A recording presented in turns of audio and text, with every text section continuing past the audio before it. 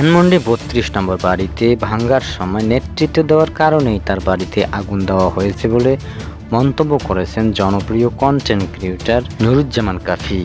অগ্নিকাণ্ডের খবর শুনে আজ বুধবার বেলা ১১টায় পটুয়াখালী কলাপাড়া উপজেলা রজপাড়া গ্রামের নিজ বাড়িতে পৌঁছে সাংবাদিকদের তিনি একথা বলেন।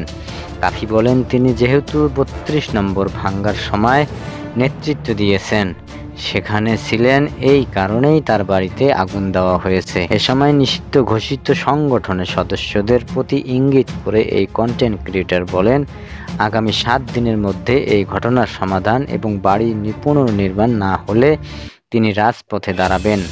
কাউকে সন্দেহ করে কিনা এমন প্রশ্নের জবাবে কাফি জানান, তিনি কাউকে সন্দেহ করে বিপদে ফেলতে চান না।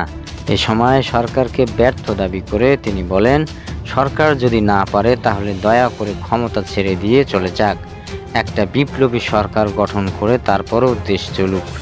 এর আগে গতকাল মঙ্গলবার দিবাগত রাত ১:৩০টার দিকে পটুয়াখালী কলাপাড়া উপজেলার রজপাড়া গ্রামের বাড়িতে এই আগুনের ঘটনা ঘটে। পরে কলাপাড়া ফায়ার সার্ভিসের একটি টিম ঘটনাস্থলে পৌঁছে প্রায় ২ ঘন্টার প্রচেষ্টার পর আগুন নিয়ন্ত্রণে আনে। ওই সময় তার বাবা মা সহ পরিবারের ৬ সদস্যের ঘরের মধ্যেই ছিল। কাফির বাবা বি.এম. হাবিবুর রহমান বুধবার সকালে বিষয়টি নিশ্চিত করেছেন। তিনি জানান, বাইরে থেকে দরজা আটকে আগুন দেওয়া হয়, তবে তারা অক্ষত অবস্থায় ঘর থেকে বের হতে পেরেছেন। আগুনে নগদ টাকা ও স্বর্ণ অলংকার সহ প্রায় ৫০ লাখ টাকার ক্ষয়ক্ষতি হয়েছে বলে জানান।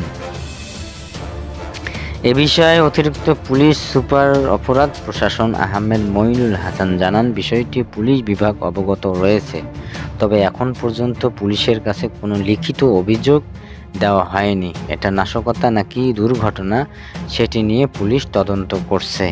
তাছাড়া ফায়ার সার্ভিসের তদন্তের একটি বিষয় রয়েছে, বিষয়টি অত্যন্ত গুরুত্বের সঙ্গে দেখা হচ্ছে বলে জানান আহমেদ মঈনুল হাসান।